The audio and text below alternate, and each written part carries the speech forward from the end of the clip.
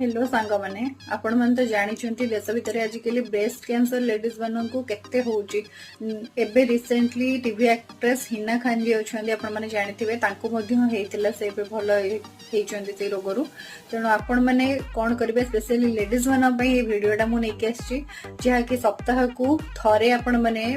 breast को massage भल से करेंगे और काखठू तल जाए आप डेली गाधेला बेले चेक करेंगे काखठू तल जाए कोठी गंठी वगैरह कि लम्स किछि भी हे